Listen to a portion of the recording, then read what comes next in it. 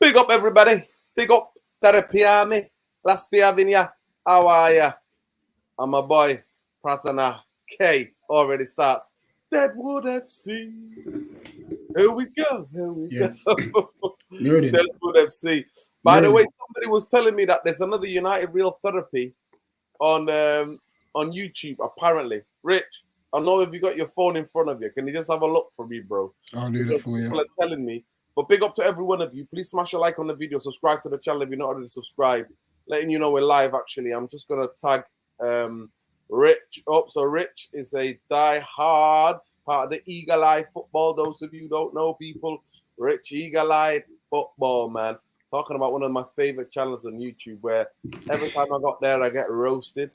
Sometimes I get cooked, you know what I mean? Sometimes I get stirred.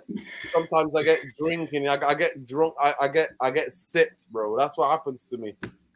It's all, you know what I mean? All of the things with food, because that's what happens to me. I get food put through the mixer. You know it's all love, my bro. Big up to everyone. Welcome to the Crystal Palace preview. We're going to be talking about Greenwood, obviously the big elephant in the room. And I'm sure that a lot of you have had takes with your family, with friends, with other United fans. So it would be good to get an outsider's perspective as well. Big up to everybody. Like I said, welcome, United Real Therapy. There's somebody told me, I don't know if they were lying, but there seems to be an impersonating massive people impersonating the channel.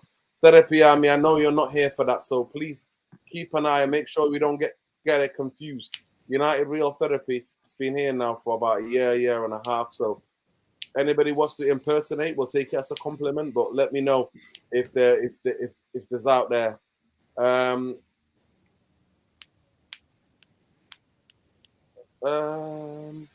don't know what's going on here.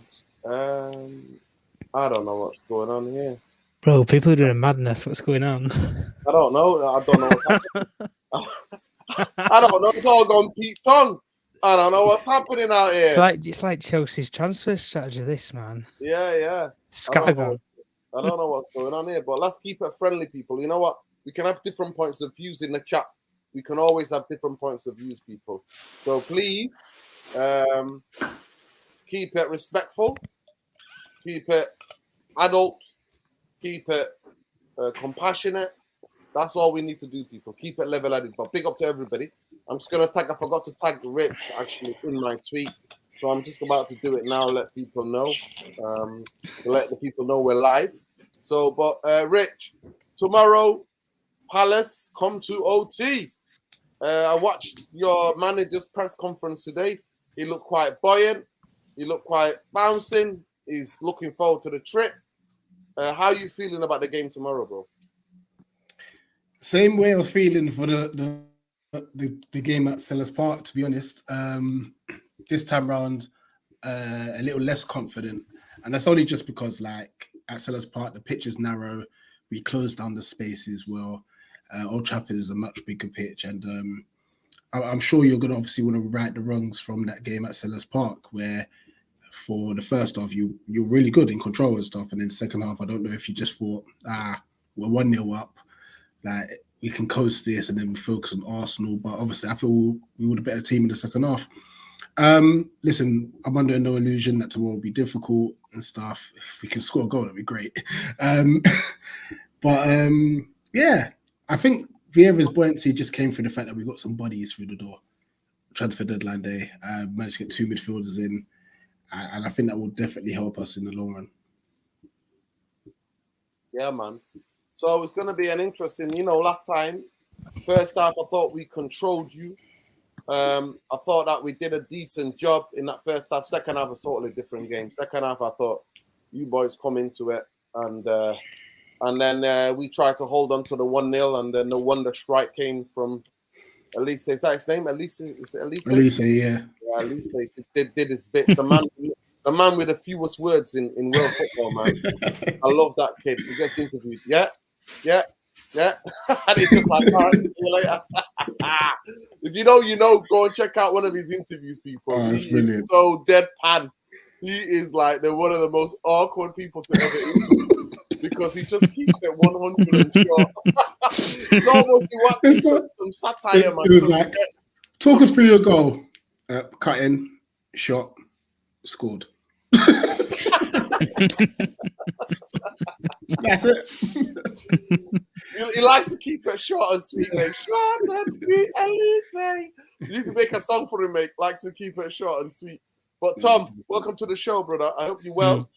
Big up to you. I hope everything's all good in the city of steel. I hope you're not too cold. I hope you're warm. Yorkshire and all that. Yorkshire. You don't feel no cold in Yorkshire. You know what I mean? So big up to you. Big up to everybody, people. Please smash a like on the video, subscribe to the channel if you're not already subscribed. And yeah, we've all been watching the Chelsea. You know what I mean? Plenty of cash, plenty of money, plenty of money.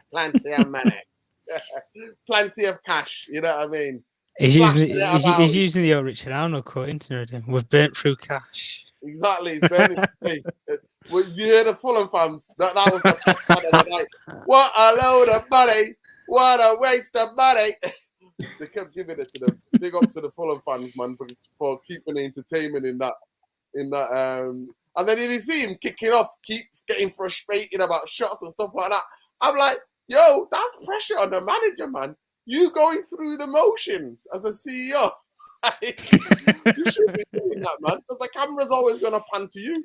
Like, it's going to take time, obviously. I know everybody's having a laugh at them, but it's going to take time for anybody. Of course. It's going to take time. It's going to take time. I don't think so, Logan. On this one, I think a lot of people would like to give ESPN a lot of stick, but they've got a lot of things right for me, ESPN. So I'm going to believe what Rob Dawson, because I know Rob Dawson's a United fan. He's a man. I've met him. I spoke to him. So his fears are not because the Glazers informed him. He's just putting out there what he's hearing about people who are involved with the bid and the supposed takeover, the interests of Man United. So these fears are true. I'm sorry to say. I wish they were PR. Here we go. But my fear has always been these Muppets that want to hold on to this club. But we're going to come to that. So obviously we've got Crystal Palace. We played them 2 weeks ago. Tom, talk to me about Palace. Talk to me about the mistakes in that second half, because I thought the first half we controlled it, like I spoke about it after that match reaction. Second half, for me, what I saw from the team. And obviously having an eye on the game against Arsenal. And actually, it was like a defeat, you know what I mean? That 1-1 draw. Yeah, of course. Because the yellow card momentum, that was always coming because of the way we gave the ball away in the second half. One thing about whether they have got all their players or not players, on the transition, they're really good. They're really good, Crystal Palace. And the way Saha and Elise both came up from the wide areas and came in central, came narrow, as like narrow number 10s, and then started attacking us and turning on us from there. We couldn't live with them. And the Corey and the other guy, Hughes, and that controlled the ball in the second half. And we were just like, what the hell? We were just like, it was the exact opposite of the level of control we had in the first half. So this danger is there. At Old Trafford, I think we've only ever beaten them like 2-1 by 1 goal in the last how many years. We've not clearly put them to bed or beat them. So it's going to take more than 1 goal to beat them tomorrow, 100%. But how do you see this game? Personally, I think it'll be a case of the fine margins, like similar to what we saw at Selhurst Park, where we might, in this game, I think, given the severity and length of the pitch compared to Selhurst Park, I think Palace are going to give us majority of the ball. I think we will be allowed to play our own game effectively, but we're not going to be allowed to play through them as easily as we were in the first half, where Anthony was kept cutting in inside and getting shots off and everything. Rashford didn't really have a lot in the game, but it was a lot more direct when he went down the middle as opposed to from the width. So I do look at the game and thinking that there is opportunities in the game where Crystal Palace will have opportunities on the transition, and on a longer stretch length pitch, it suits them better effectively than playing at Selhurst Park, given the fact of that they can stretch. They have the players who can stretch players' legs. Elise, for example, can bust a man and run 30, 40 yards. We know Wilf Zaha can do that. We know Eze can do that, for example. There's players that can do that, and if you stick a ball in the box for someone like Mateta or something, for example, they'll probably head the ball in the back of the net anyway. So I would probably say that we are going to have majority of the ball in the game, but listen, you can have all the ball in the world if you've got nothing to do with it. You ain't gonna score. You ain't gonna win. So at the end of the day, for me personally, I think you need as much creativity in the midfield as you can. So for me, Fernandez and the most creative player that we can play next to him, given Eriksen's out, is Sabitzer for me. I think that we need him in there. I think we need Casemiro, obviously, to play the sort of guarding, shielding sort of role that he normally does. And I think we need to go full strength. I don't really see why we wouldn't in this game in many senses. But I think it will come down to the fine margins, and I think I think the first half is crucial for us because I think Palace, we saw how they came out in that second half, all guns blazing, and completely it was like a completely different team in the second half from the first half. So I think if we can take majority of our chances in the first half, and then I think if we just shore up defensively like we normally do in games, not hold on by one goal. We need at least a couple of goals, 2, 3 goals, and then shore up like we normally do. Because we ain't if we're going to be hanging on for a 1-0, I ain't going about us in Old Trafford, and we're going to be under the cosh for the last 20 minutes like we're in the game, where the goal's coming. And like you say, we took our eye off the ball in the Palace game, ideally because of what was happening at the weekend when we were playing Arsenal.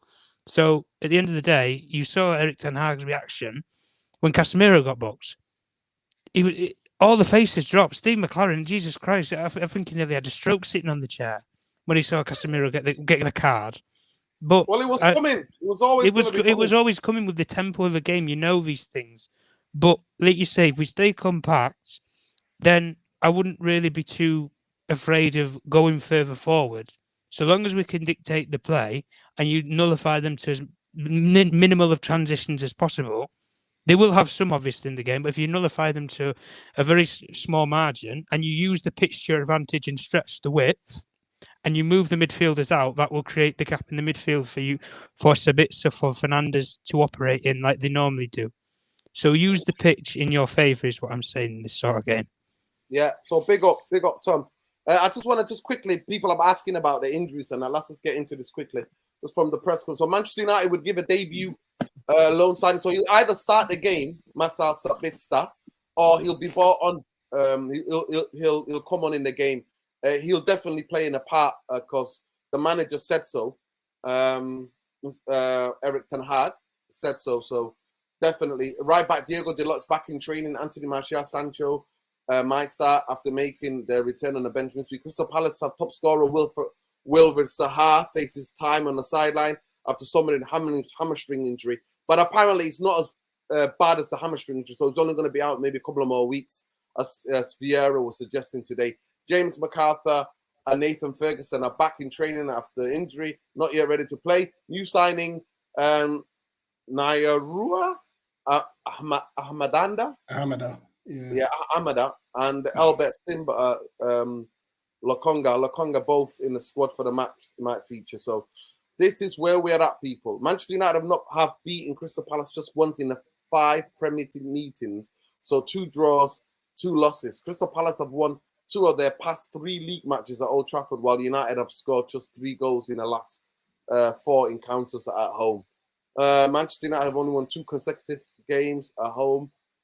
Home games in all competition, their best streak since 20th of December 2010, 2011 under Alex Ferguson. They've conceded just 1 goal in their last 5 home league matches. The Red Devils have kept 8 Premier League clean sheets in the campaign, as many as managed in the whole of last season. They have dropped 5 points from winning position in their last 2 league matches, having not let a lead slip in their opening 18 fixtures this season. So it was only our London. We struggled in London. So obviously, lastly came back to beat us, and Crystal Palace did what they did to us. Marcus Rashford has scored 10 goals in 12 appearances in all competition since the World Cup, more than any other current Premier League player. Bruno Fernandes has scored or provided an assist in all 4 Manchester United league matches in 2023, 2 goals and 2 assists. Palace have just taken 2 points from the last 2 available, are yet to win in any competition in 2023. They have failed to score in 5 of their past 7 Premier League games. Palace next defeat will be their 400th in top flight. This season, Palace are winless in all 11 league matches against teams at the top half of the table. Drawn 5, lost 6. They have lost 21 out of their last 29 Premier League fixtures without Wilfred Zaha. 1-4, drawn 4. So there we go, people. There's just a little bit of match facts for you all. There we go. Big up to Bombay, big up to Irfan, big up to the Massive. It's over 100 of you in here. Please smash a like on the video, subscribe to the channel if you're not already subscribed. Smash that notification button because it lets you know when you're next live. And please, if you see anybody impersonating the channel, let us know. Send us a link and let us know. Two people told me that there's somebody impersonating the channel. We take it as a compliment, but we won't like any of that madness to continue. We don't want anything coming out of that channel to be confused with this channel. So big up to people who were letting us know. And somebody was asking about, ST was asking about contacts. Yeah, man, it's about just getting on spaces and that. If you want to do a channel, bro, my advice would be, I'm not been in the game for far too long. That's therapy. I mean, we've only formed this community maybe a year and a half ago. So the best thing to do is to get on the spaces and connect with people, football fans. But yeah, Rich is one of the original, you know what I mean, one of the original people on the channel from back in the day when we all started. So he's a regular, you know what I mean? He's a regular. We always want the brother when he can make it. So it's all love. Bombay, we realized how sloppy we were in the second half against them in that game 2 weeks ago, Crystal Palace. Can you please tell me how we're going to beat them tomorrow? Where are we going to beat them? Because one thing we cannot do is repeat what we did in the second half and expect to win a game. Evening, everybody.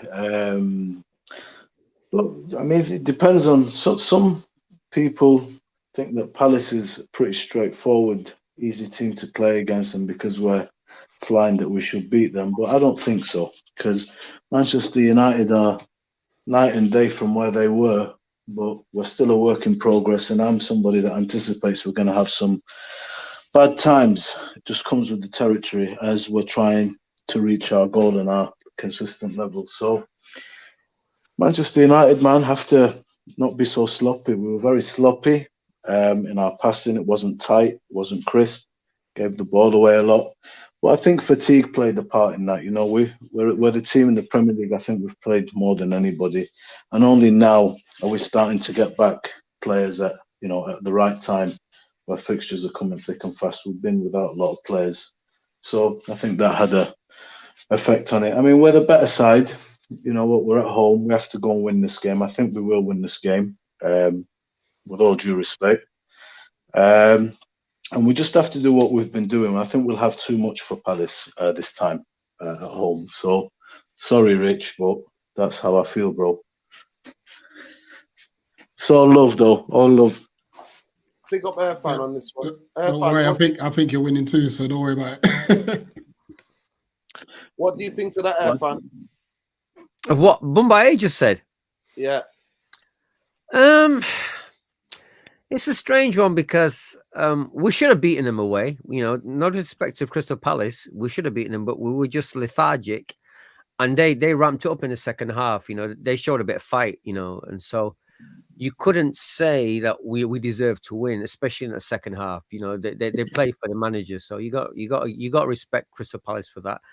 And you know, I always like Crystal Palace. I like underdogs to do well. You know, even if they're not my team, I like them. And because of Vieira, only black manager in the country, I actually want them to do well. But I just feel it's difficult for him to get that out of the team every week, to get them amazing performances. I used to see a lot of them last year, even the year before. I used to think it was a tough game. When they drew against us, and obviously they got the brilliant free kick at the end, that wasn't a tough Palace game like I'm used to seeing over the years. That was just an okay sort of, dare I say, average one. So I'm hoping the way I saw us come out when we brought the subs on in against Forest, if we play with that team from the start, I don't think they'll be able to handle us. I just don't think they will, especially because we had a defeat by Arsenal, and when you watch the team how they fight back, come back from a loss like that, especially a loss that, I mean, if we'd had Casemiro, I don't think we would have lost. But those kind of like heartaches is what makes the players. It show if you got balls, if you got any fight. So it doesn't seem that we've been badly affected by that loss. So I think we're going to readdress and come back to play Palace with a bit more gusto, a bit more fire, and and hopefully, because it's at home, we should beat them. We should. But then again, like I said, there's a small chance that you just don't know with this team, with this unusual, uncanny, I don't know, unpredictable Crystal Palace team, because they've got ballers, they've got athletes everywhere on that pitch. It's just whether Vieira can fire them up to give us a proper game. I just don't know. But because it's at home, I feel we're going to win at least 2-0. That's what I honestly think. Okay. Yeah, Rich, I'll come back to you in it. Where do you, if you can envisage, obviously it's a game of football, it's 11 against 11 on the pitch. I know that you've not been scoring recently, and I know that the stats sound, but does your record at Old Trafford in the last couple of years give you hope? Does it give you hope? Like, your record at Old Trafford is sensational. Yeah, it's something that we could look at. Honestly, if we're going to get any joy, we have to play on the counter-attack. It doesn't obviously help that both Anderson and Zaha are out for this game. But however, Chris Fisher has come in and he's looked brilliant for us. But yeah, that's the only joy we're going to get is on the counter-attack, to be fair. So I didn't realize Zaha was out. I didn't realize he was out. I'm sorry, I didn't realize. You see, that would change everything. He's out. I mean, look, don't get me wrong. He plays with a vengeance. He plays like, he's got to give us something back because of what happened to him. But now with him, I mean, I forgot what's our brother called who plays in their team. That the guy who impressed me last game. What's your striker called apart from him? What's the guy called? Come on, tell me his name now. Edward, man. Yeah. Shit, this guy impressed me last game. So my only worry, I was going to say, sorry to interrupt you. Come back to you, Rich. I didn't realize because my worry would, because it's always been they're too reliant on Zaha. So I'm intrigued to see what you're going to say, how you're going to deal with us without Zaha. Who is your ace card? This is going to sound crazy. Yep. But as a team, I think we actually play better when he's not there. Wow. Like as a collective unit. However, when he does play, he offers us so much more, if that makes sense. He offered more on his own rather than with the team. Yeah. He's your X factor, though. He's your X factor. Yeah. That individual brilliance, you can't, no one else can do it in our team and such. But you'd rather have him in your team than not. In my personal opinion. And it's going to be tough. I think Edouard might end up playing on the left-hand side in his absence, which means Mateta may come in up front. I think as much as he didn't have the best of games at Selhurst Park against you guys, he could have been sent off, honestly, with the elbow to Martinez. But he does put his body around, like he throws his weight around. And if he could just work on his hold-up play, then it gives us a chance to get up the pitch a bit. But yeah, listen, it's going to be like you said, it's going to be a difficult game. I'm sure Vieira's got a plan.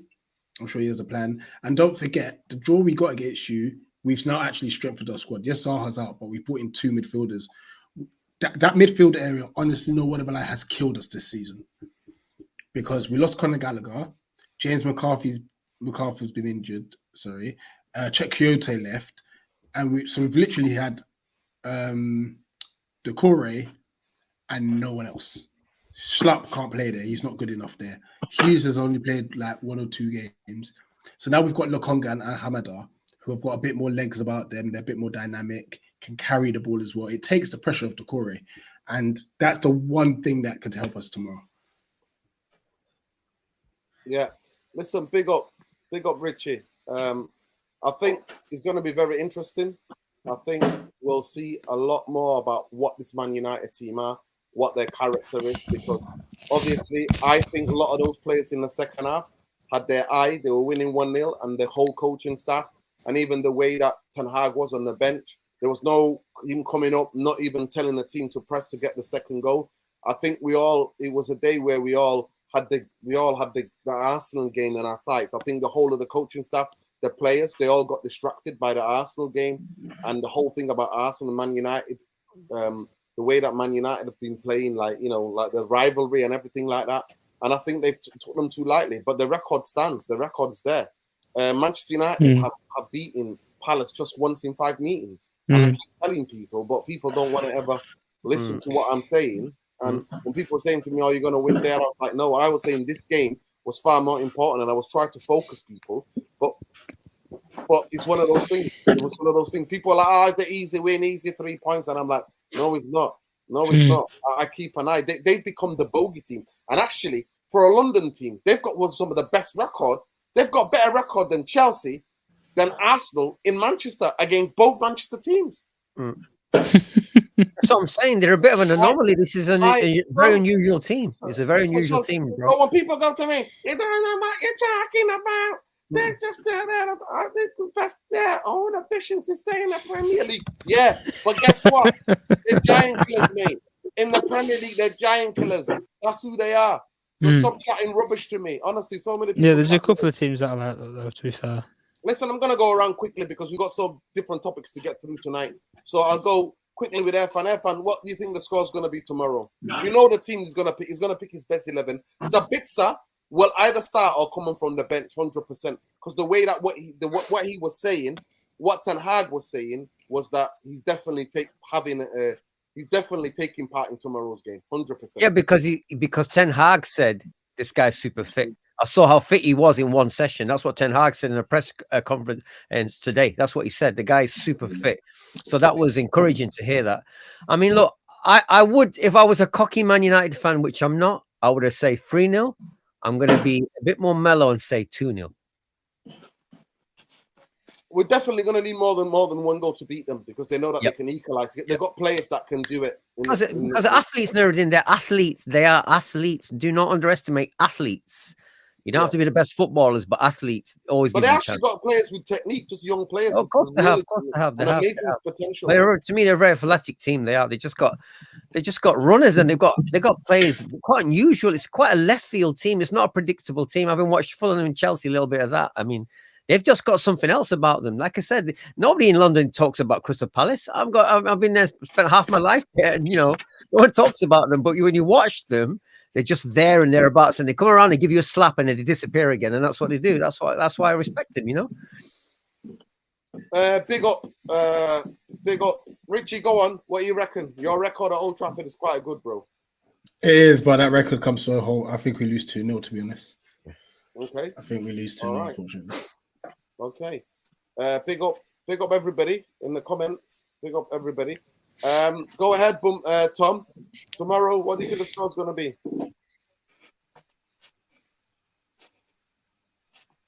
Go on, Tom. Are you still there? He's disappeared. We'll come back to him. Bumbaye, what do you think the score's going to be tomorrow? Yeah, I'm still here. He's still here.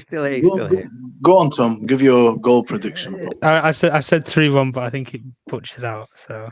All right, no worries, bro. 3-1. That's fair. Bumbaye, what you reckon? I'll go 3-0. Okay. Wow. Okay, 3-0. Listen, I'm going to quickly stay with you. Give me your. Wait, hang on, already. What's yours?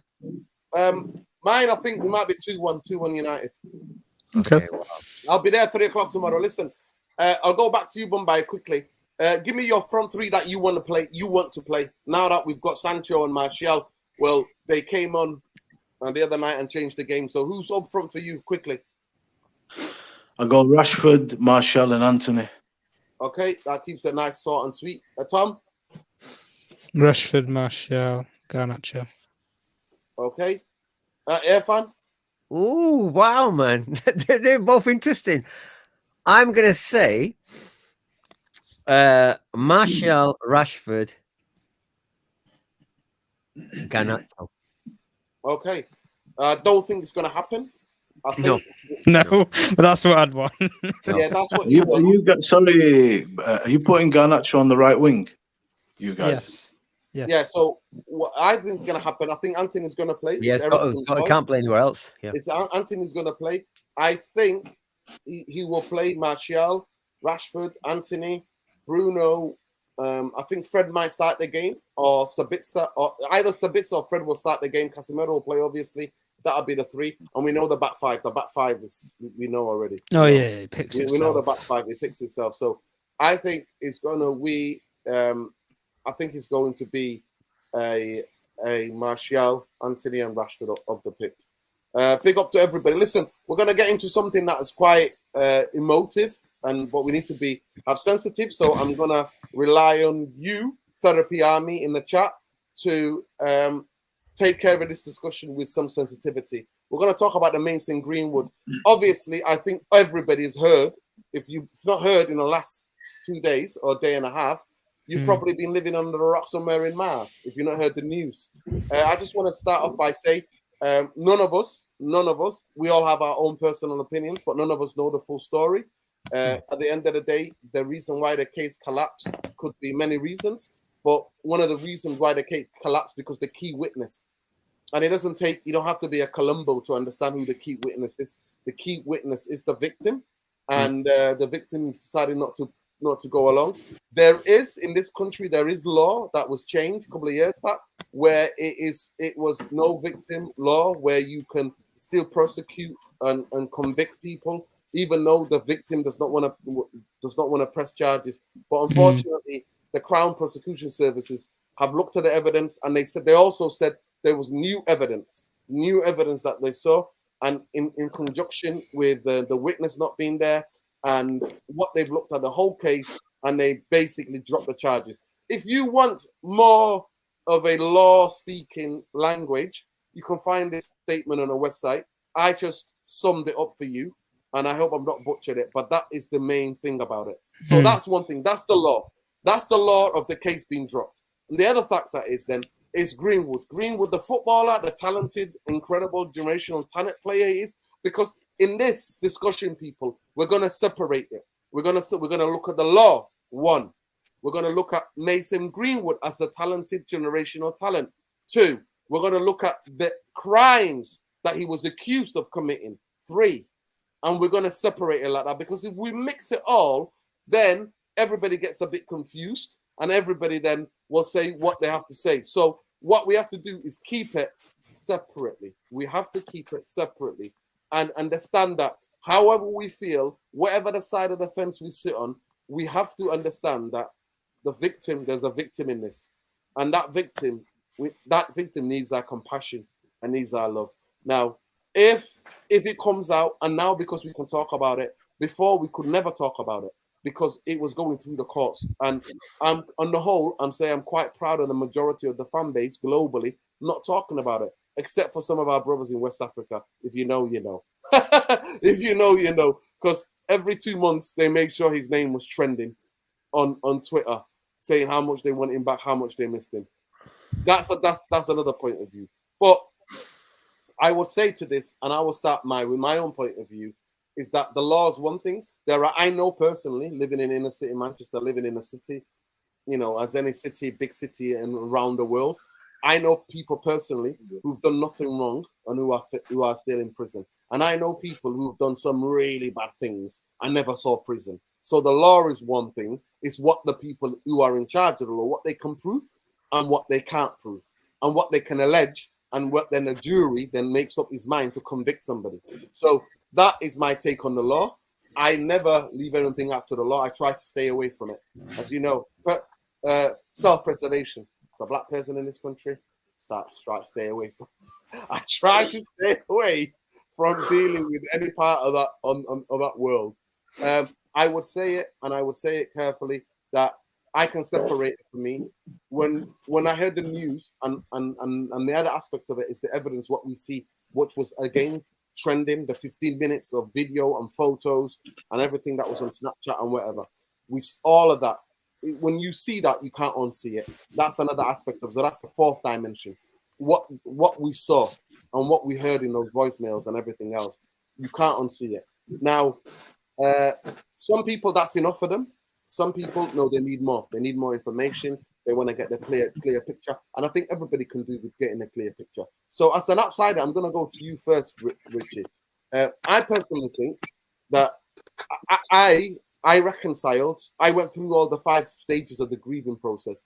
When he got arrested, I went through it as a thing. As somebody who talked about this kid who went to countless youth games to watch him, countless youth games. I went away to Liverpool to watch him, and I was talking about him. And Bumbai will tell you, I was talking about this kid 3-4 years ago. I was talking about how good he is how much of a generational talent he is. So I went through all of the grieving process when I realized and heard what I heard and saw what I saw, what was shared on social media. I went through all the 5 stages of the grief, and I just put it to this guy has done what that guy has got himself in that situation.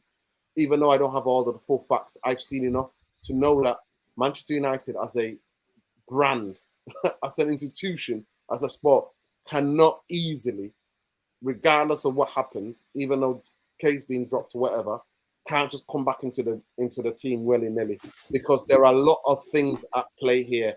It's the image of the football. The latest that we have on the actual club, I quote, reports that substantial, this is the word, substantial proportion of Manchester United's workforce would be deeply unhappy if Mason Greenwood played for the club.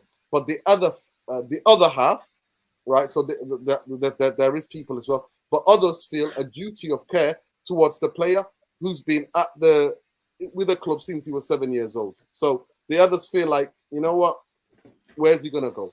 For me, that doesn't mean that Mason Greenwood's career is over. It doesn't mean that for a fact. I personally think to envisage or to picture Mason Greenwood ever playing for Manchester United again, I don't see it. I'll be absolutely gobsmacked. And I'm gonna call it here now, because I'm a person who calls things. I literally call things, and that's why some people call me the Vindicator, or I call myself the Vindicator, because when I say some things, I say it. Like I don't sit on the fence. There's no sitting on the fence. I don't believe in that. I have an opinion, and those of you who know me know that I always have an opinion about everything. But for me, I can't see it. I can't see in this moment now, this rest of the season, and for next season, I can't see it. In a couple of years' time, maybe. You know what they say, time's a healer, innit? You know what they say, don't you? And then people might, in that 2 years, might have the full facts of what really happened and what the dynamic of the situation is. But I'll go to you, Rich, first. What do you see from an outsider's point of view? This is a difficult one to even talk about, and I'm kind of looking at this from a father's point of view. I've got 2 girls myself. I think obviously seeing the images and the voice notes, it painted a picture in my head, unfortunately, of what could have been happening at this time. I've been reading some of the comments. Some people saying that it might be a stage, or it's a setup, or whatever it may be. Money could be a factor, and so on and so forth. It's just, but like I said, it's just difficult to obviously look past the evidence that was produced. Now we have a law for a reason, and such. We had so many contrasting viewpoints. So, like, I think at one stage they were saying that the father was telling the daughter to like not press charges just because of the wealth aspect of it.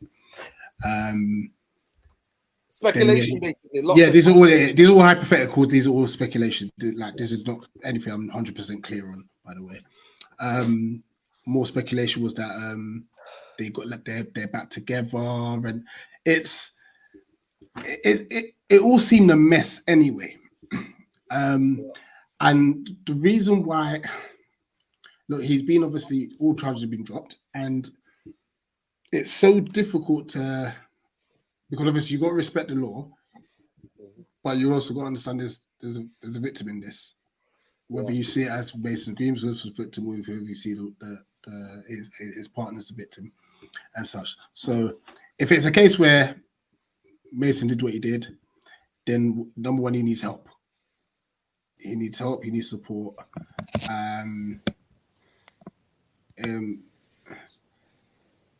Some people may not forgive him completely and stuff. I think everyone's entitled to their own opinion, and obviously, I believe that no one should be attacked on what their viewpoint and their opinions of either.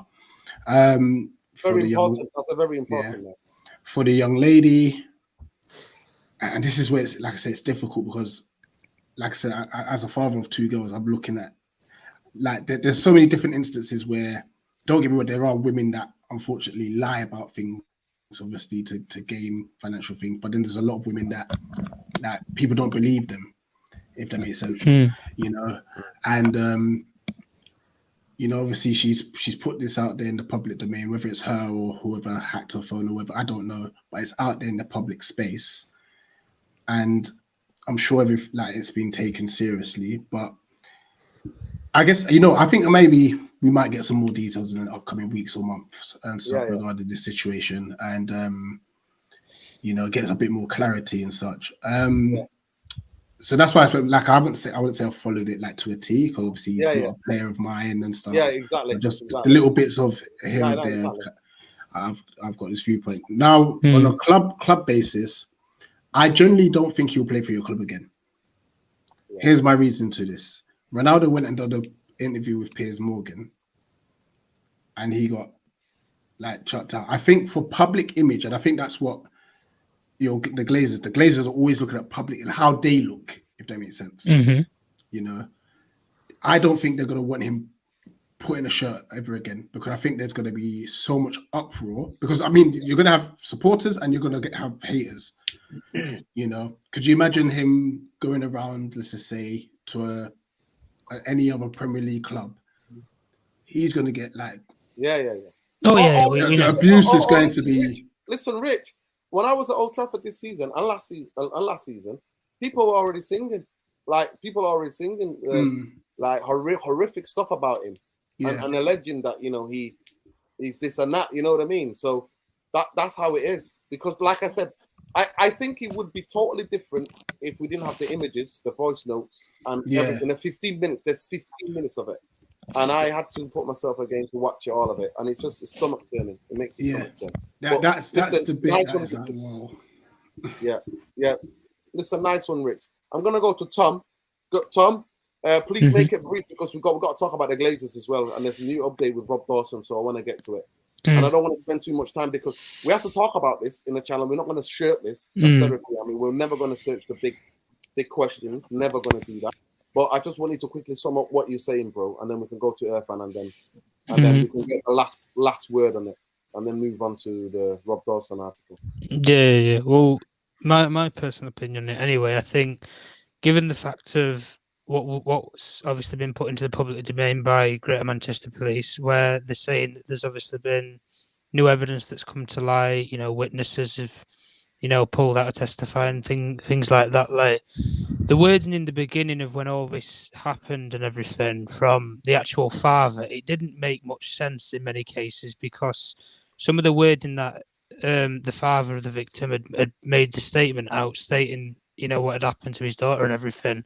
It was almost as if that they knew what was going on with the circumstances in their relationship, but they knew the full extent of what had happened, but they didn't know that the daughter had actually leaked it and everything, or it had been leaked by a hacker or some, way it's got out to the media and everything. My personal opinion, I think the club are going to look at this and think the status of some of the brands. For example, he was a brand sponsor of Nike. It's a fact out there. They completely took the sponsorship away from him as soon as all this had come out. Even just the allegations, no innocent until proven guilty or anything like that. No, they just stripped the whole sponsorship away from him. And I think Manchester United are going to look at that in terms of the commercials that they have. They're already struggling right now for sponsors as it is. TeamViewer are pulling out. You've had Tezos are looking at pulling out potentially. Adidas want to renegotiate the deal over the pricing structure that they're willing to pay Man United per annual year to sponsor them. So there's all these different factors. And Rich Ronaldo put it out in the public domain when he went to the pub with the United fans, where he said, listen, I need the sponsors right now. And sponsors are not going to look at you when you have something that's been accused towards Mason Greenwood. Obviously, there's different, there's different situations. Everybody's opinion is different. But he wasn't convicted in the eyes of the law, but in the eyes of the public, he's guilty. That's what people will say, given what we've seen with, like you said, Nuruddin, the voice notes, we've seen the images and things. But the only people that will know what truly has gone on is none of us on here, the police, nobody, is Mason Greenwood and the victim herself. They're the only two people that will ever know what actually happened in this scenario. But on my personal opinion, anyway, just to summarise, I wouldn't personally want to see him play for the football club again. Me personally, I think he can have a career elsewhere. But I think with the global stature that our football club is at, I don't see how we could potentially put the club at risk, first and foremost. And I think for him, it's a risk, given what Rich has already said, where he's going to go to every single ground, and that we already know what's going to happen. There'll be chance that'll be made, and then I don't want to speculate or anything, but it might go above and beyond the allegations. You then might start to hear the racism element come into it, which obviously is disgusting with what we've already discussed previously in all these sort of contexts and elements. But the only thing that I would say for him is I think he could continue to have a career, just not at Manchester United. If I'm Mason Greenwood personally, I would jet off to another country, have a fresh start, have a fresh league, and potentially go and have a career elsewhere, away from the country where all this is blown up, and all of your names tagged to everywhere. Yeah, And yeah, you can't hide from what's happened, but yeah. you can have a quieter life away from the distraction, and ultimately, it settles Manchester United's argument, and it Okay, also yeah, settles his argument. That's what I'm yeah. saying. So Big it up, helps Tom. all parties. Yeah, big up, Tom. I think that might happen. Alien Tenant say, if I say this, if you've been raped, do you call the police and get help or help to take selfies and put them on Instagram? Well, what they said that it was a attempted rape. He didn't actually rape. Yeah, And yeah, I just want to tell Alien Tenno, I've had friends close to me who have been in a very abusive, really toxic relationships. And I'm telling you now, women, there are certain women that will smile. You will never in your life think they're going through these things.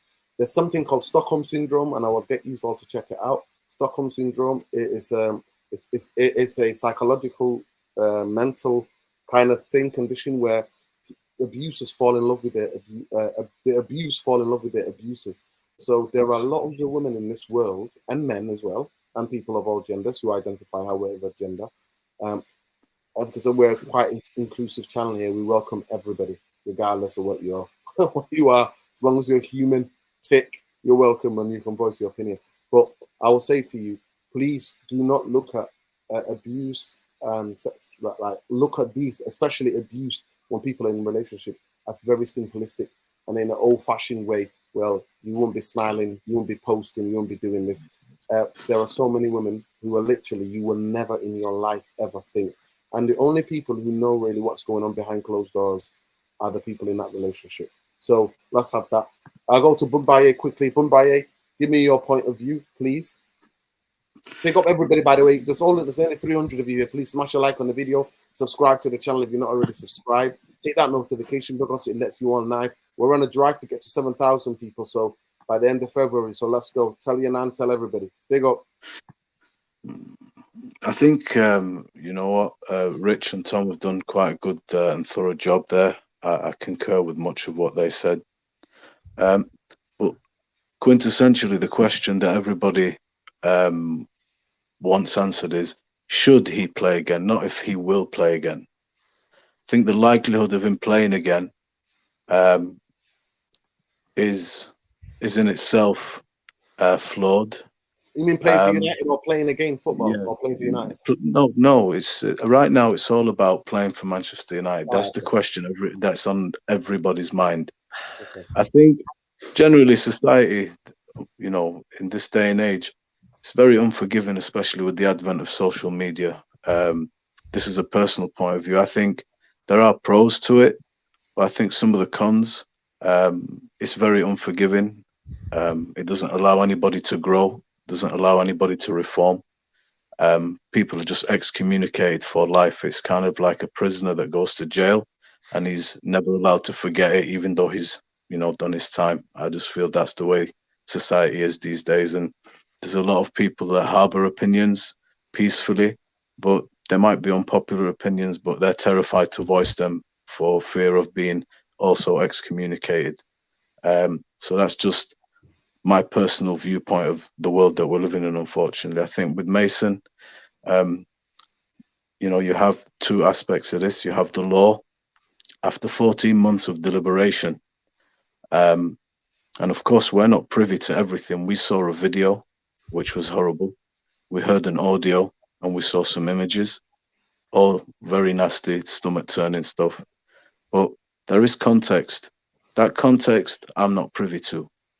So I have to accept that I have my limitations in terms of what I can see, and my judgment is based on what I saw and what I heard, like everyone else. However, I'm a person, and you know me anyway, that I'm not on social media. I switch off from the noise and I just wait. I think every man deserves a trial, and every case should be judged on its own merits. And the reason I do that is because I don't want to get into stereotyping. That all footballers think that they can do what they want, and all women are, gold digging, this and that. But it's two things. The law says he's innocent. No, So, I'm sorry, Bombay. The law doesn't say he's innocent. The law says the charges have been dropped. And yeah, charges have been dropped. Yeah. So What we say innocent is the fact that You couldn't prove it. You couldn't prove it. That's why they dropped it. Yeah. But it doesn't say you're innocent. It doesn't say you're innocent. okay, So watch your language, language, the law, the case has been thrown out, right? We're not going to trial even. Yes. So, but it doesn't. But that doesn't interpret. You can't interpret that to being innocent. There's a difference. Well, because in these cases, in these cases, I'm going to no. I'm gonna have to explain this to him. In these cases, the bar of proof of whatever allegation is high. Is really high. So that's the reason why. But go ahead. So I mean, when you see the initial evidence, everybody's looking at this with disgust, and you're pretty much thinking, yeah, this is looking like game over. And after 14 months of deliberation, and new evidence and going back and forth, and they say we don't even have a case, we're not even going to go to trial. That tells me maybe I've missed some of the context. Maybe I've misread this as bad as it looked. However, I can't call him a convicted anything now. All the things leveled against him, he is not guilty of, because he's not been found guilty. There's not even been a trial. They don't even have a case. So now it's left to, well, do my personal feelings dismiss that law, or do they consider the fact that maybe there are things that are, end of the day, only a man and a woman know what's going on in the bedroom. Only him and her know what truly happened there. And obviously, you have the people that are investigating who are going to have a much better insight than me. But okay, so he's not guilty now of these charges leveled against him. We're not even going to trial. What's left is he's going to be tried by the public. If the verdict is not good enough for us, because we are scarred by what we saw, then do you know what I mean? Is that right? It wasn't a verdict. It was just that the Crown prosecutors have dropped the case. But I think you broke it down enough. But what I'm saying to you is that's even more, emphatic. We're not even going to go to trial to try and get a verdict. We don't see this is a no hoper. Well, we were supposed to have, after 14 months, we're supposed to be waiting another year, then going to trial. But we're not even going to trial now. Okay, charges have been dropped. I think it was going to be November. I think that it was scheduled 2023. Okay, so, all right. From a legislative point of view, I'm not a solicitor. Yeah. I mean, that's what it was scheduled. So if the law, if we live in this country and we have to respect the law, yeah, and the law says that there's nothing to find him guilty of, but then there's still a reasonable doubt that we think, nah, that's not good enough. I still think he's guilty. Of course, listen. Then I don't know. Then I'm not sure. Down to the personal preference in and how you think about it. But I just want to ask a question. But as a Manchester United fan, what the club, in terms of what the club playing for the club, do you see the club? Do you see the club getting him integrated in the next couple of months and maybe starting playing next season? What I'd say about this is, I'm not going to disclose whether I think he shouldn't play or he should play. No. What do you think the club would do? What do you think the club are going to do? What I'd hope the club, what I would like the club to do is what I would like everything to the way things to be, which is, if this person, with all considered, this player, has been, we've misjudged it, and he is truly absolved of what we thought he did, after all this deliberation and stuff. In an ideal world, I'd like the club to have the principle and the courage to say, look, do you know what? We think he should play again. Otherwise, we're railroading him. But I doubt that's going to happen because society will speak and that will be too deafening and it won't be worth the hassle and they'll probably cancel him.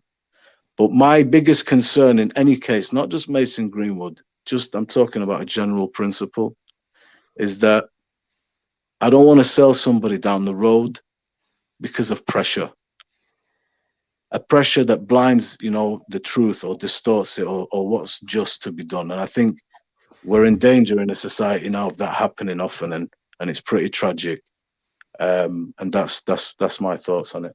Big up, bro. I think all of the things you said is logical and rational, and yeah, definitely you got the people thinking. Listen, it's over 300 of you in here. Please smash a like on the video, subscribe to the channel if you're not already subscribed. And those of you, please be sensitive. I'm relying on you to be sensitive. So yeah, please, can I just say sorry, man, to interrupt. I just want to echo what you're saying and what Rich is saying. Listen, this stuff is sensitive and it will polarize people, but a society that's supposed to be diverse, we should have the capacity to agree to disagree peacefully, not start lambasting each other. There are people that should have a right to think, you know what, we think he should play again. There are those that have a right to say we think he shouldn't play again, but it shouldn't turn into a mudslinging match and be distasteful. This is an adult conversation, and we're having a genuine exchange. And keep it respectful, and please, regardless what you think, like for example, Ilas, nothing but love for you, brother. You don't know the audio was not fake, brother. I just want to help you with this one, so just want you to understand and be sensitive to the victim. That's it. We have to be respectful to the victim. Irfan, please, brother, quickly as you can, because we're nearly an hour, and I know this topic would take ages. To me, he's not playing for Man United, even though he's registered at Man United. Manchester United are doing quite well at the moment. I would like to focus our energy and effort. What would happen to Mason Greenwood would happen. Like I said, I went through the 5 stages of grief as soon as he was charged and arrested. So to me, I was done with, because I couldn't see him coming back to play for Manchester United because of the global reach and everything else. But let me just get what Mohammed saying. Doesn't matter what you think or feel about, except Mason Greenwood, and HR. If he's settled by now, then through the law of family, both being rehabilitated, and then morally deserves a second chance. Refrain from what you not know, people. Yeah, 100%. But go ahead, Irfan. Well, Nuruddin, this topic is it's so big. You could do 5 hours on this question. I swear. Yeah, but we're not going to do that because the biggest point, bigger. We're not going to do that. I don't want to do that.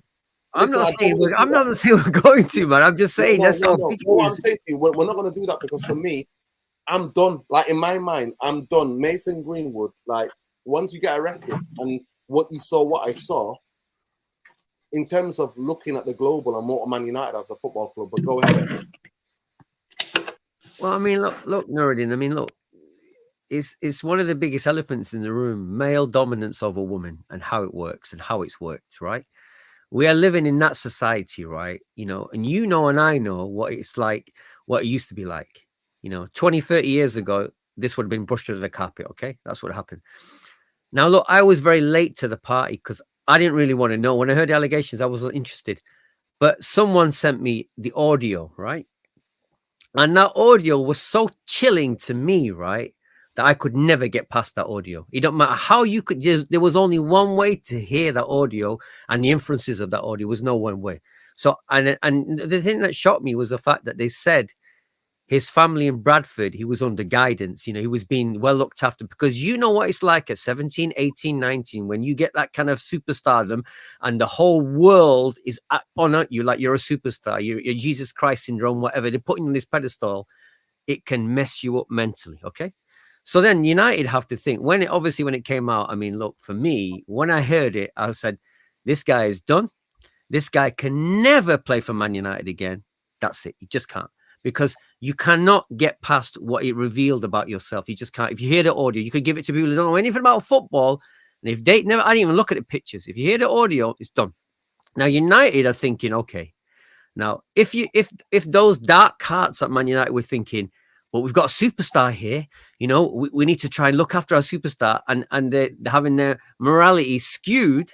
They might go, well, let's try and work out how we can make this better, and you know, maybe make him apologize, you know, constantly for ages, that try and win back the people.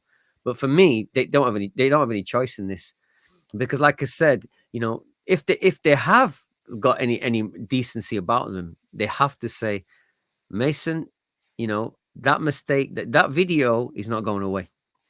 And our fan base is so big and so vast and covers every part of the world. There's no way that we can ever make this better for you to say, okay, you can play for Man United again. I don't believe that, especially when you read, especially if I take it to the extreme, how many women are abused by men still all over the world. It is insane, the number still to this day. So much as it broke my heart, and I feel Nuruddin's pain, because we love this guy. We absolutely love this footballer. One of our own, a northern boy, you know, kicking ass for Man United, genius footballer. But when I heard that video, I don't want to watch his goals anymore. I don't want to look at anything anymore, because it wasn't even a little bit wrong what I heard. It was so far wrong. I was like, wow. I learned something about the player I don't want to ever know again. So no right team, no team can take this guy on. And this idea of innocence and proven guilty is just, look, you can always buy people off, you can always skew people's opinion, but the audio does not lie. The inference of the audio does not lie. So United have to finish with this guy, much as it breaks our heart. And it should be a lesson to every footballer. Understand that you can swallow the poison. You know, the money and everything, the fame can go to your head, and you can become poisoned. This should be a lesson to all young footballers and every football team around the world who's got a budding superstar, to grab him and say, listen, bro, this is what's going to happen to you when you become rich and wealthy and become a superstar. This could happen to you. We're going to make sure it doesn't happen to you, because we're going to keep you grounded and keep your feet on the ground. And I'm angry that no one in Man United did it to this kid, because you can see the signs at 15, 16, you can see them. And no one gripped this guy and said, yo, you cannot do this. And that's what breaks my heart. But as far as Man United go, we can't touch this guy with a barge pole. He's done. Yeah, big up. Listen, I think we're going to leave it at that one. Genuinely, like I said, please educate yourselves on the violence and crimes against women globally. In this country alone, women are murdered.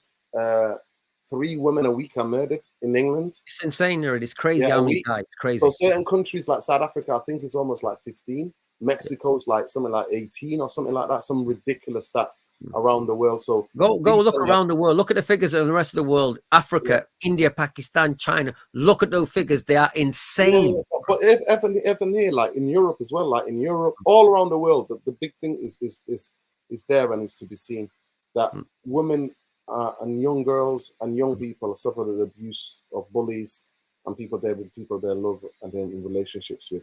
And a lot of it goes undetected. A lot of it's not brought up because it's so hard to bring this stuff to trial and get convictions. It's so hard for them. Yeah, that's why, you know, that's why. Yeah, and also please educate yourselves on how dark and disturbing and deep abuse is. Please, really dark and disturbing, and how certain women and men and people of all genders really just get on with it. And like I said, look what Stockholm Syndrome means. Please go and research Stockholm Syndrome and educate yourself before you have a say in this. Like I said, as United fans, we have to separate the player, the generational talent that is Greenwood, and then what we saw on that as that he's the human being that he is, and then we look at whatever it is. And the most important thing is, if more evidence was to come out and be available to us, then we can then make a lot of what can I say? A lot of more interesting kind of debate with more evidence. It is in the public now, so we will see in the next coming months and days. But until further developments, that's that chapter done. We're going to move on to this Rob Dawson article right now, in which he says, I don't mean to quote him, but Rob Dawson basically said that the Glazer family is two things. One, because of the way Tenhag has got the team playing and how the fans are feeling connected. One of the reasons I think the fans are also really feeling connected is because that the fans believe we're going to see the end of the Glazers. So for the first time, we look very connected with the team and with the football that we're seeing, and a lot of the players that are on that pitch, we feel a connection to them, and they're playing for the shirt. That's one of the reasons the Glazers might only want an investment and the minority shareholder. They want to be minority shareholder. The other reason he's saying that the other siblings want to sell the football club, but Joe and Avram want to hold on to the club. So I'm going to go to Rich. Hopefully Tom comes back. Is Tom back? Sorry, add Tom again to the screen. I'm actually going to go, to you, Rich. So this is Rob Dawson of the ESPN. ESPN were the first ones to get right that Erik Tenhag was the guy, even though everybody was insinuating it was Erik Tenhag or Pochettino. So I have actually liked their reporting about Man United. I know a lot of people are going to think they're not the Athletic or they're not Samuel Race's Lockers. So it is what it is. But how do you see that? That's like a dagger to our hearts. But it's really interesting. One of the quotes which they've said is the fact that they've said that one of the reasons why they want to stay because they can see Man United going back to the top and the journey on the way back, and they want to make more money from that basically. And they think that they can get more money for the club in the future. That's the only reason why I think they're looking to stay. With success breeds more money, breeds more supporters, brings a bigger fan base. The stock market flourishes, and that's probably all that's happened. You know, when you think about the fact that you're in a final as well, that's the shares for that's going to plummet.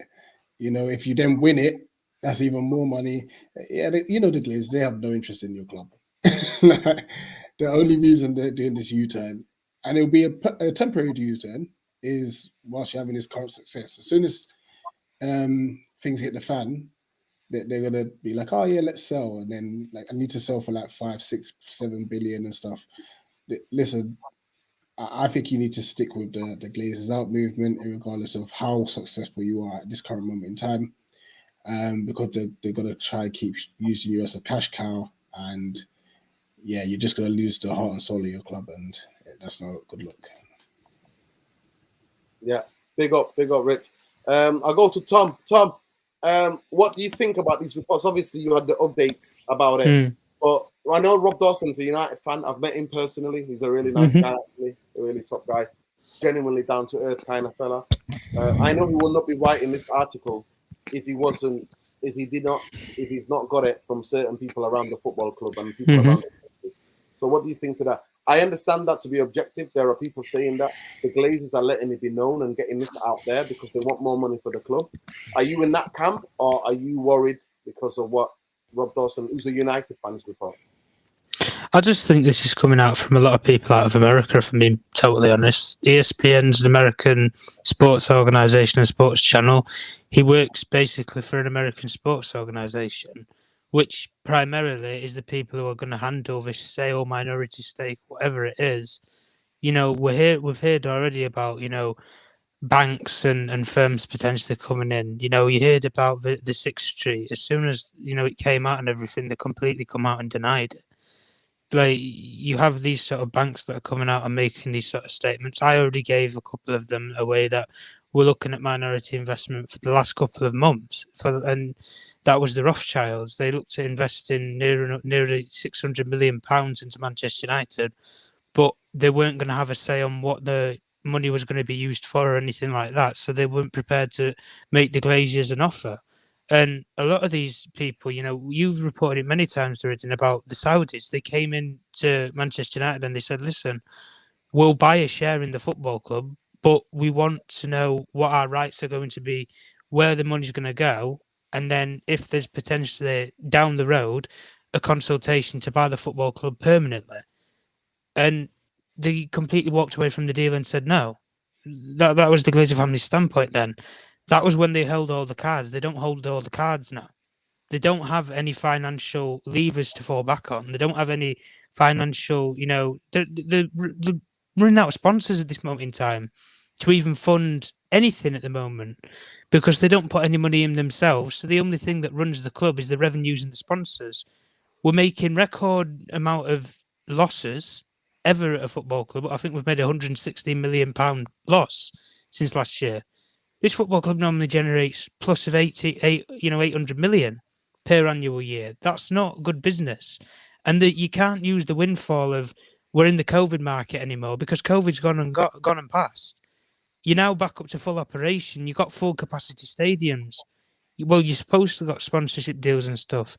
So for me, with all of this, with the negotiations and this, that, the other about, potential investment coming in, if I'm being real and honest, I think if anyone was serious about investing a minority stake, I think they would have done it by now, because they've had numerous years to have done it. The Saudis already came in, made the pledge. They didn't want that deal, and I think that was the only deal and the best deal that they could have ever got to sell off some of the football club. And I think they'll be kicking themselves, the Glazer family, that they probably didn't take that offer in hindsight now. But at the end of the day, you've got the Rain Group that have been employed to conduct a full analysis over the financials of the club, reach out to different organisations and groups who have the finances to potentially take over the football club. You've already had people like Sir Jim Ratcliffe come out and state that they're wanting to buy the football club. To come out in the public media, in the public eye, and say, listen, I want to buy it, like, that's not minority. That's not somebody who's coming in for 10, 15%. That's somebody who I want the whole thing, and I'll pay a good pot and I'll have a good fight to get it at the end of the day. And listen, I said it in my last update and I'll say it again. If I had to predict where this football club is going to go, either minority investment or permanent sale, I would suggest it's going to go to an American investment consortium. Similarly, in the fold that Todd Bowley led to buy Chelsea Football Club, you will have 5 or 6 different billionaires that will come around and sit at the table. You will then have a bank that will fund it, like you've had Redbird Capital fund AC Milan takeover. You've had Clearlake Capital, which are funding the Chelsea takeover. It wouldn't surprise me if you're going to have somebody else who's going to come in, lead a consortium with numerous billionaires, and then you have a bank that funds it, an equity firm. They'll probably invest, they'll make a pledge of 2 billion or something like that to invest in the football club. You'll have your 10 years, like Chelsea will have. They've got the 10 years now. The ball's already been rolled in 6 months of ownership. You will have your time in office, and then after 10 years, that's when the shit will hit the fan at the end of the day. And that's when these banks are going to come calling back and saying, right, there's no clauses in now. The Premier League can't protect you anymore. Right, this is where we want our money back now. Where's these revenues? Where's this money that's been invested in our football, in your football club?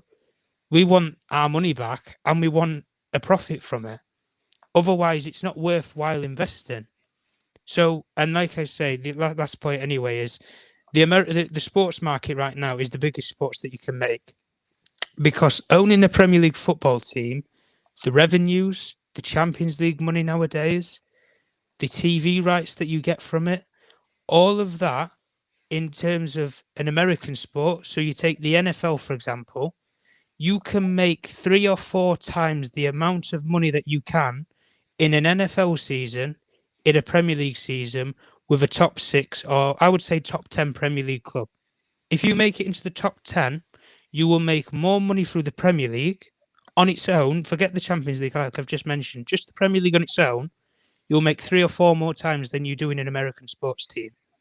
That is why the market for Americans to buy into the Premier League at the moment in time, that's why you have about 20 teams in the Premier League. Nearly 11 or 12 of those teams in the league at this current time either have American owners or are funded with American investment. And I don't know if anyway Rich would know this. There's an American sports company called Harrison Blitzer, which actually funds into Crystal Palace Football Club. Take them. They fund into Crystal Palace Football Club. They want a minority share. Yeah, and you guys take them. Some Palace fans don't even know that they're funded by Americans until I told them that on another show. They were shocked when I said that to them. So this is what I mean. The American market is big to buy into the Premier League this moment in time, and that's why I would say that's where I think it will end up going.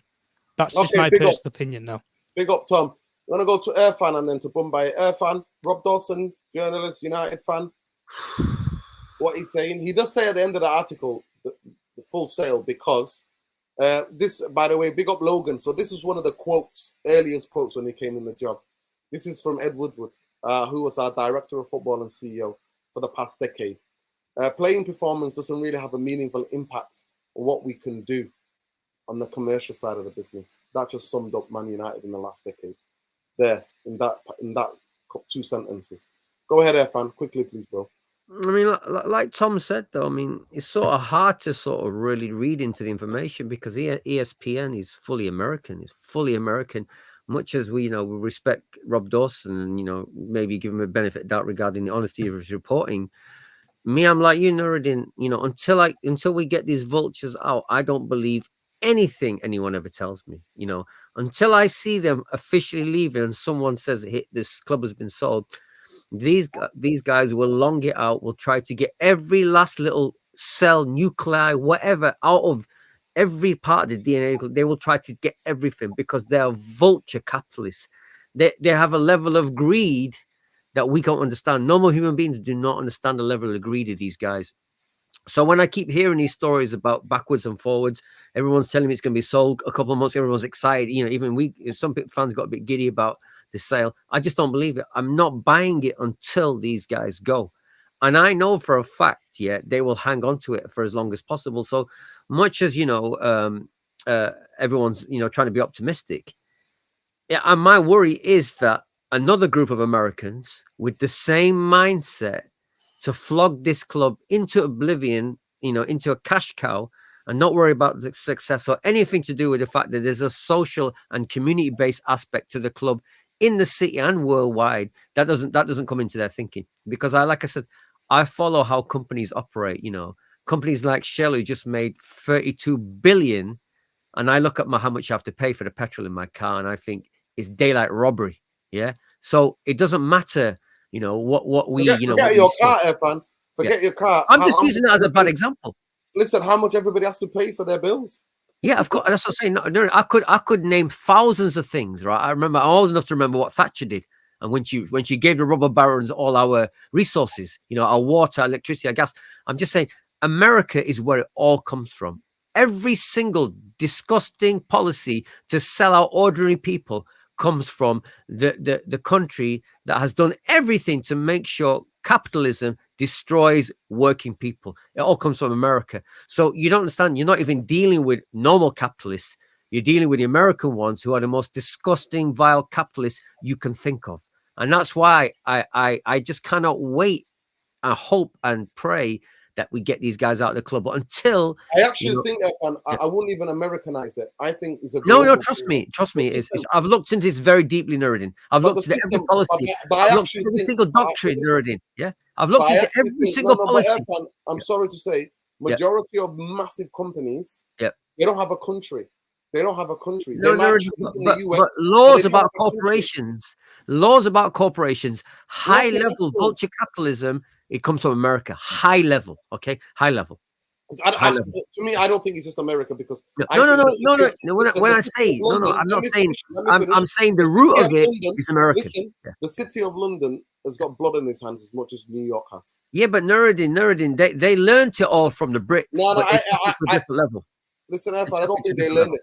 I think the Reagan, Thatcher, their responsibility. So I don't want to say and have this xenophobic tend to it. It's all Americans. It's not all Americans. No, I wouldn't say that. I wouldn't say that's xenophobic. I wouldn't say that's xenophobic. No, but I'm saying to you, that's how some people will interpret it. So you have to be careful. American companies, American elites. Yeah. I can't say American people. Let me finish. American elites are exactly the same as all the elites in the world. They're all about their bottom dollar and greed. Yeah, but that's what I'm saying. But Nuruddin, no economy. My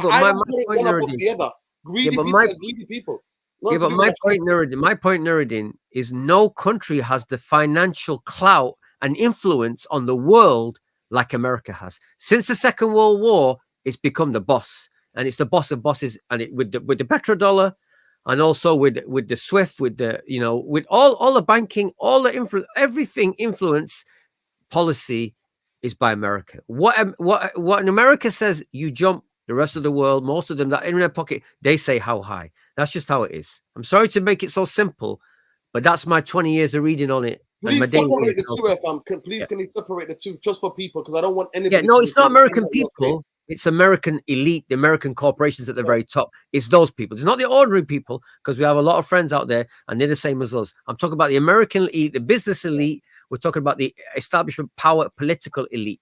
That's what we're talking about, not the ordinary people of America. Yeah, big up. Bombay, are you there? Hmm. Talk to me. What do you think?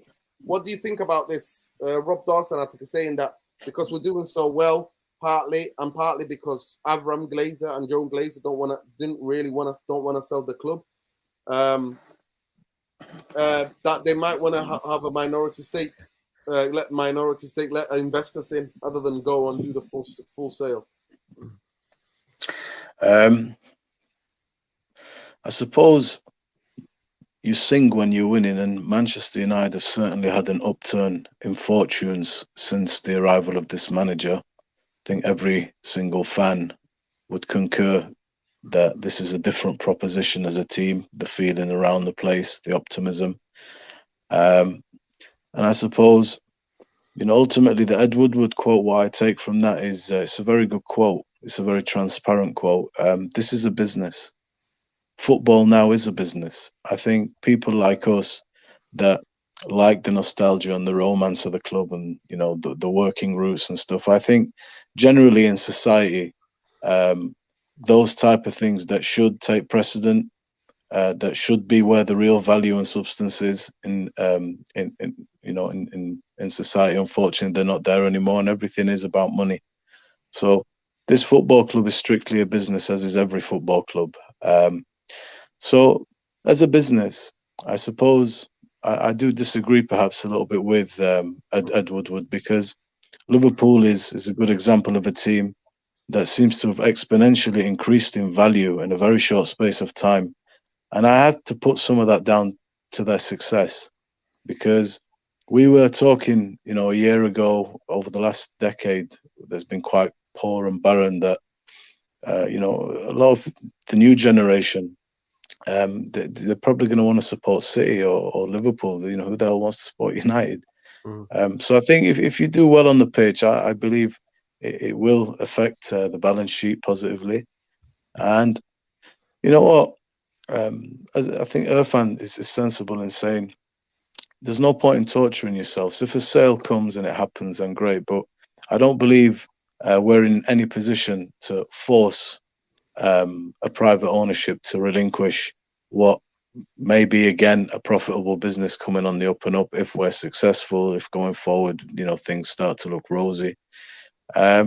So I think, you sing when you're winning, and if it's going well, maybe you think, well, hang on a minute, I was going to sell, but things have certainly taken a turn for the better. So maybe we can hang on, see where we go, maybe invest again some money, see how far we can take it. And I guess you play it by ear. I suppose the performance of Manchester United is like the performance of a player or a team. If you're playing well, if you're doing well, you play, your stock increases, the interest increases. And it's the same with this football club. The owners are seeing things are going well, so maybe their heads have turned from selling to, having retaining some sort of stake at least, if not staying permanently. I think which would be the most detrimental thing. I think the upturn, that the reason why that the fans feel connected to the team because of the news that the Glazers were going to go. I think that's the biggest thing. The hope that some of the fans have. Like I said, I'm like Air fan. I said it. I have to see it to believe it. So big up to Kende Dixon. Says I agree with the Irfan. That's what he's saying. It's called me Ephraim, man, which is a nice. That's actually an African name. Yeah. So there's a reason why you're the most millionaires and billionaires in the world. The American was founded on neoliberalism, not capitalism. Capitalism is a global thing, but it's neoliberalism. No, neoliberalism is a new form of capitalism. Yeah. He's right. And then that's the one they invented. Chicago School. School, yeah. That's Chicago right. School. Milton Friedman, Hayek, all those guys. Yeah. If you know, you know. Listen, big up to everybody. We in America don't have understanding of professional teams being the heart and the soul of community. American professional teams are all franchise. They don't grow out of a community. Exactly. Big up. Is that true though, Wendy? Is that true? What about little baseball teams and obviously you got like college basketball and things like that? They surely they grew out of small societies, didn't they? We're talking small about little communities, little towns, etc. we're talking about the big leagues, Irfan. In Yeah, America, no, professional teams, yeah. Irfan, they set up a franchise team. Irfan, they'll set up a franchise team in a big city that doesn't have a team.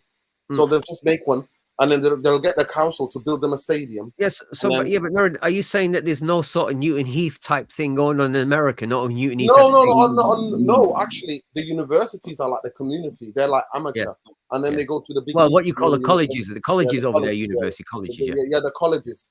That's where more of a community and a sense is the people who live around there and the students and that. And they don't get paid until they go to the major leagues, which is crazy. But the colleges make millions and millions out of those players. And the players are not allowed to have any of the money. It's so. Can you imagine going in the college, sweating putting on an incredible performances, having like 80,000 people watch you, and then not a penny to you because you're at college? It's crazy. But America is totally different culture, totally different way of thinking. You have to think investors want a deal to be with bad reputations. The Glazers, Man U fans not wanting the Glazers. Let's keep our emotion intact, focus on the squad, wait till March after the ending of Q1 of 2023. Yeah, big up Muhammad Ali, who's a brother who knows a lot about these things. I'd love to get you on, Muhammad. So reach out to me on Twitter, bro, because I'd love to get you on for you to break it down, because I know that you work in finance and you understand a lot of these instruments and how it works. But big up to everybody. Respect to all of you who kept that respectful when we're discussing the Mason Greenwood agenda. Big up to Rich. Thank you so much for staying with us, brother, and for having your point of views. Like I said, the thing about the Glazers, I have to wait to see it to believe it. And I think that's what the fans, I think, talking about Americans, we can do one of the most famous quotes of an American. Power concedes nothing without a demand. If I'm not, can I just say though, don't you find it interesting? If I'm not mistaken, that's. Can I just say, Nordin? Let me just finish this quote, Irfan. Oh, sorry. That's Freddie. Those of you who don't know, that's Freddie Douglas. Is it Freddie Douglas or Douglas Freddie? No, it's Frederick Douglass. Frederick Douglass. Freddie Douglass. Power concedes nothing without a demand. And I think as Man United fans and those of you in the Glazer out movement, we have to keep doing that. We have to get Glazer out trending again. I think we have to go protest. And I think there might be a protest tomorrow after hearing news. So big up to everybody. But go ahead, Irfan. Yeah, I was just going to say though, because every time we have this discussion about the Glazers and the elephant in the room, is that we never really talk about the fact that when a manager comes like this one we've had, the first decent manager since Ferguson left, and he brings some success and some semblance of sort of togetherness and professionalism and organization, right? It makes the job difficult because the average fan he switches off from the Glazers, but you're still on it. And all the hardcore Man United fans are still on it because they're thinking, if we had a proper structure with a proper owner who cares, just imagine what the team could be. Just imagine with this manager, imagine if we were imagine if we had the buying policy of like Brighton or Liverpool, someone who spends very carefully, wisely to a degree, imagine what the club could be. So this is the thing that frustrates me about the fans. And obviously this frustrates you about the fans, that this sort of success that we gave, or this sort of hint of success, it makes people take their eyes off the prize, which is getting these vultures out. And that's one of the problems with success or he's right, playing well. No, 100%. But what I try to do, Irfan, is I try to not to focus my energy on that. We're in the trenches. I look at it, we're in the trenches and we have to fight. And they're doing the PR machine. We have to do our own PR machine and actually fight them. So having more protests, spreading the word about what they're doing to the club. To me, you don't even have to love the club. You just want to care about winning and owning a football club or being a custodian, because that's all owners are, by the way. They never own the football club. The fans own the football club because they're the ones who sacrifice their time, energy, money, and everything else, and their emotions into a football club. Owners are being custodian. You just said something interesting. You just said care about winning. Isn't it more caring about making sure that we got the right team behind it and we're making the right decisions whether we win or not? Yeah. But Irfan, if you want to win, it's no secret in football. There's no secrets anymore. You're going to have to get a team of professionals who are really competent at their job. Coached well, etc. Organized. Competent at every level behind the scenes. And then obviously director of football, proper management. Yeah, exactly. Yeah, and then that produces winning football. But it's about being successful. If you want to be successful, to me, I want you to love Man United. The fans, we do that. That's our job. We do that. We do that. But I want you to just care about where we are, what the football club is, what it means to people. That's all I want you to do. Big up everybody. Thank you so much. Love and light. And I think more than anything, we're gonna finish with this comment here. Love the discussion. Bombay, Irfan, Rich, Nuri, Tom. Sadly, it's tough to disclose why I actually think morals, values are shaken. And I think you're not the only one, bro. You're not the only one. To me, I want to just humanize everybody. We can disagree, and that's how it is. But just keep each other's humanity, and especially victims out here, on the wider point of view, which are women and which are vulnerable people, young people, and men as well, and people of all genders who are struggling in their relationships. So big up to every one of you, and we'll go with this one as well. Nothing but respect, love for this channel. It's important for fans to possess this. Thanks for Mr. Structure. Yeah, it is always love. Big up, Jarvis. Big up to all the regulars. Just quickly, people, those of you they don't just talk about, but I'll let Rich talk about it for a minute. Rich, explain to people about what Eagle Eye is, bro. Even though I talk about it, it's a Palace mainly channel, but you've got so many different topics, debates, so many different understandings. You give a voice to women. We're talking about women as well, obviously, but women, young women, people are coming in. If you love football, you come in on there to talk about it. Yeah, 100%. It is predominantly a Palace fan channel and stuff, but we kind of do a lot of other things football related. So like we're bringing back the Sunday calling show for any fan to call in about the weekend's football and stuff like that. We've covered tournaments like AFCON, Women's Euros, and such. We should be doing the Women's World Cup this year as well. And I did start off something briefly with Tweet Talks, a show called Life. And it's just generally talking about our lives, like getting everyone out there to know a bit more about me and him. So we had one in primary school, like what primary school was like for us growing up, what secondary school was like, the stupidness that we got up to and stuff.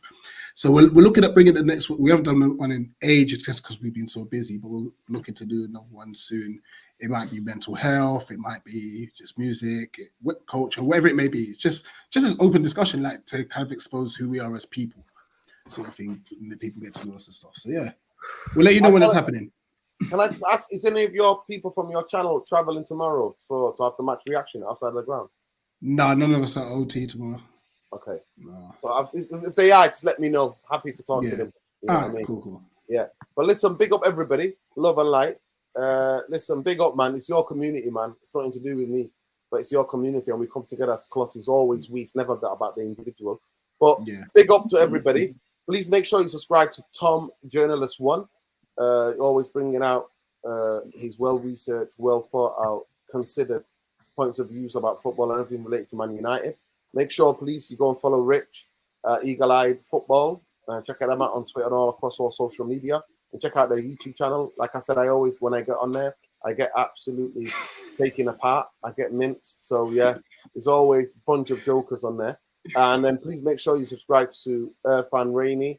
Not subscribe to the channel, but make sure you follow Irfan Rainey on Instagram. Music, politics, bit of football. He hardly does any football. To be fair, he bluffs. He talks about football. No, listen, you're doing it all for me. I don't need to do it. I'm here to support you. I see what you two. I never miss any of your tweets and everything. And don't forget, I follow Andy Mitten and all the United jokers, man. This is enough for me to express. I don't need to follow the whole thing on Twitter. Twitter to me is about social justice. That's my thing on Twitter. But my Instagram, if you want to know about music and culture and the arts in Manchester, that's what that's for. Yeah, big up. Make sure you check him out. And Bumbaye, there's only one place. He doesn't do all that rest of the social media, but you see him on here, Ali Bumbaye, and this is the only place to get him on the net. So he's only exclusive to United Real Therapy. Nuruddin, me and Ali Bumbaye, we're your backroom staff, Nuruddin. That's who we are. We're your backroom staff. That's what we are. Therapy Army backroom staff. That's what they are. We were hearing for a parade when we will be winning the EFL double. What are we wearing for a parade when we will win the EFL? Arun, man, I've got to give you that. I don't know where you get that one from. Listen, Arun, I'm not going to lie to you. If we win the FA Cup, we're doing a party and you're invited in Manchester. Yeah, we'll definitely do a party. Yeah. Listen, if we win the FA Cup, because Man United have not won it for a long time, I will be going ballistic celebrating that trophy. League Cup, not for me. That's just personal to me, but obviously other fans can celebrate and do what they want. But if Man United win the FA Cup this season, I'm going absolutely berserk. Just imagine Eric Tenhag, new stadium, women youth team next to it, neighbouring warehouse space, adding business around that club would be worth 15 billion. That is spoiled poor business, but yeah, that's who they are, the Glazers. But big up people, are desperate for trophies. Yeah, I'm desperate, extremely desperate for the FA Cup this season. Peace, love, light to everybody. And I'm sorry if any of you were triggered by the comments in the comment section. People just have their points of view. It's all about insight and people educating themselves on the wider societal issues that affect us all. But love and light, people. To all victims of domestic abuse and domestic violence, solidarity, love, light, always. Always. That's what we have to do. That's the most humane thing to do, people. That's what. Don't forget, Glazers out, all out. Glazers out, bankers out, and everybody who's with the Glazers, well, they can get the hell out as well. But love and light, people. Take care. We'll see you tomorrow for the match reaction. It'll be an evening. I've got a couple of things to do straight after the game, so it'll be about 8:30 tomorrow when we do the proper match. What's that, Nerd? It'll be 1:30 in the morning again, yeah? No. It'll be about tomorrow. It'll be early about 8:30. It'll be about 8:30. But peace, love, and light. Take care, people. Good night. Good night, all.